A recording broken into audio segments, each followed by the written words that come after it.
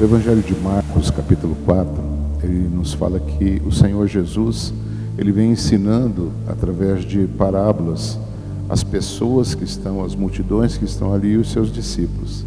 Só que no momento em que Jesus, ele se deparava somente com seus discípulos ali, ele dava as explicações, ele ensinava o significado das parábolas. E aí então, a partir do verso 35, diz a palavra que eles se reúnem, os discípulos, e eles entram no barco. E Jesus diz: vamos para o outro lado. E é muito importante nós compreendermos as questões proféticas, o que a palavra de Deus traz para nós nesses dias, porque esse vamos para o outro lado significa destino. Jesus, ele estava dando um destino para os seus discípulos, porque diz que havia um barco em que Jesus entrou e outros barcos que o acompanhavam. E aí então Jesus, ele está dando um destino, como quem diz: vamos passar para outra fase, vamos iniciar um novo ciclo. E quem sabe hoje o Senhor Jesus, ele está entrando no teu barco, na tua vida, e te chamando para ir para o outro lado, para começar uma nova etapa. Ele está te dando um destino, uma direção. E aí então diz que eles foram, mas que em determinado momento daquela viagem, diz que um vendaval começa a soprar, um temporal, uma tempestade.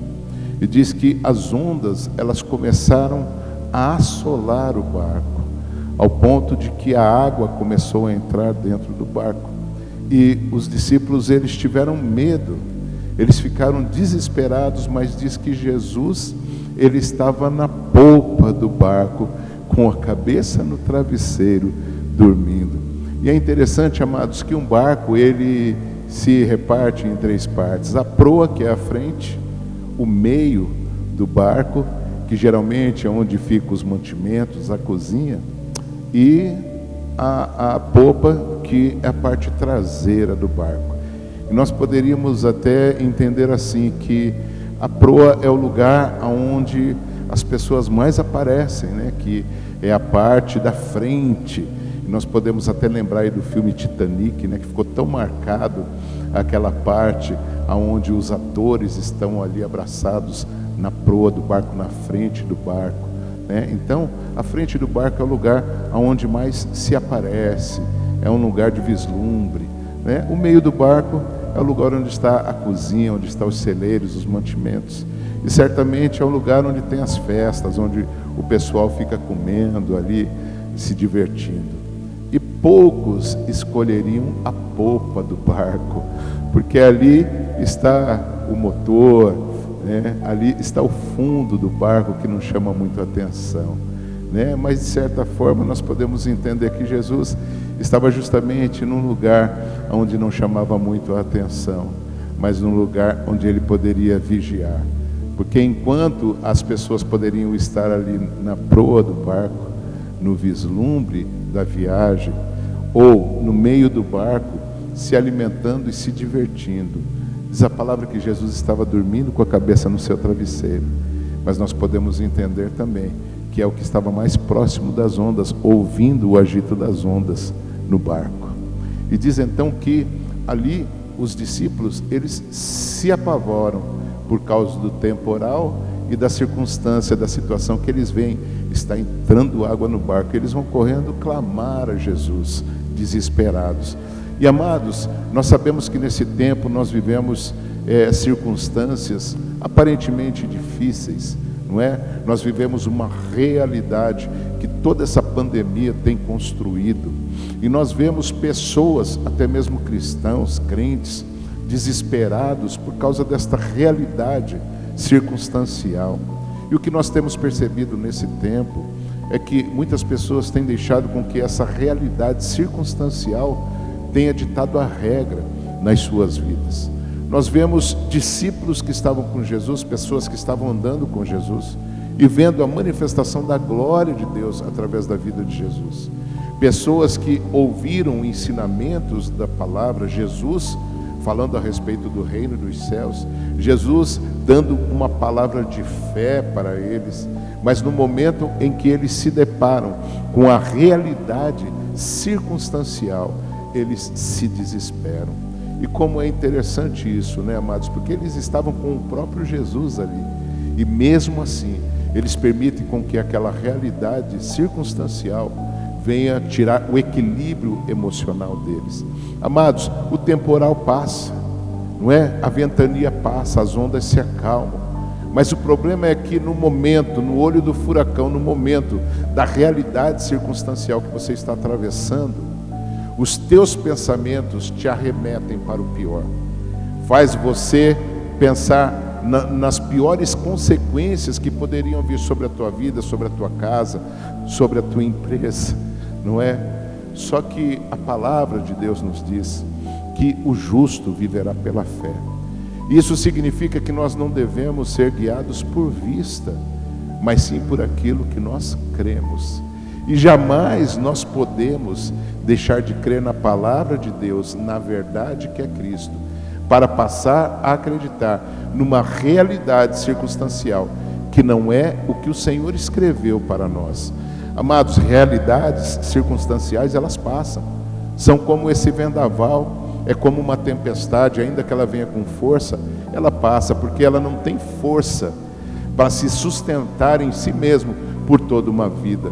Então, momentos difíceis todos passam, não é? Crises todos passam, recessão todos passam, momentos críticos todos nós passamos.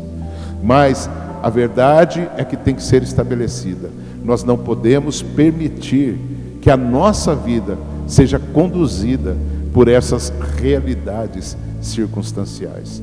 Talvez nesse tempo você esteja passando por momentos e que esses momentos têm conduzido a tua vida, têm tirado o teu sono, tirado a tua paz, têm te dado dor de cabeça, enxaqueca todos os dias, têm tirado a tua segurança, a tua esperança, os teus sonhos, os teus planejamentos, não é? E quantas pessoas estão frustradas por causa disso?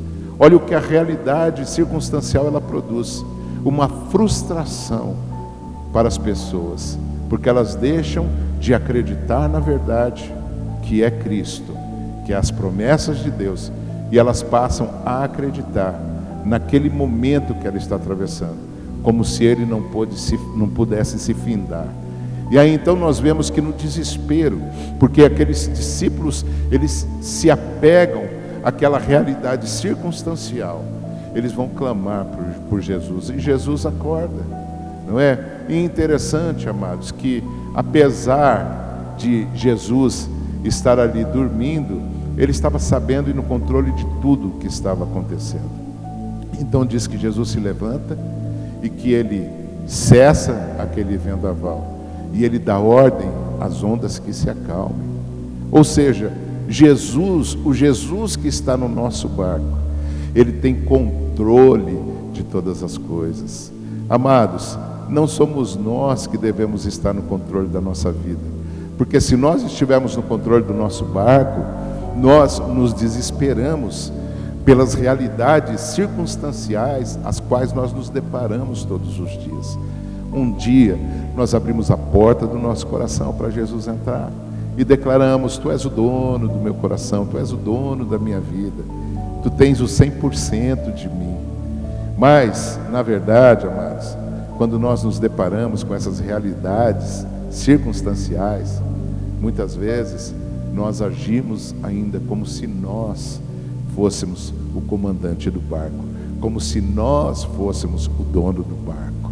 Então, entenda, amados, que há um Cristo dentro do barco, há um Salvador dentro do barco, há um Redentor dentro do barco, há um Perdoador dentro do barco, há um Curador dentro do barco, há um Ajudador dentro do barco, há um Conselheiro dentro do barco. Então tudo que você precisa está aí, está aí. Você não pode mais ser regido por aquilo que está do lado de fora do barco, se Jesus está dentro do barco. Então você tem que clamar e pedir socorro a Ele, ainda que aparentemente esta realidade circunstancial pareça maior do que as suas forças, pareça maior do que você. Jesus acalmou a tempestade, acalmou as ondas, acabou o problema. Era circunstancial aquela realidade, amados. Mas o problema é quando você começa a lidar como se essa realidade circunstancial fosse durar toda uma vida. E aí você passa a cultivar ela todos os dias. Você passa a dormir com ela, acordar com ela, a pensar nela, a discutir sobre ela, não é? Esse é o problema, amados. Nós não podemos ser guiados por vista, por tudo aquilo que as notícias e as circunstâncias tentam nos ferir, tentam nos atingir. Existem mais de 8.000 promessas de Deus relatadas na palavra, para a minha vida, para a sua vida. E esta é a verdade de Deus para cada um de nós. Então, amados, quem tem ouvidos, ouça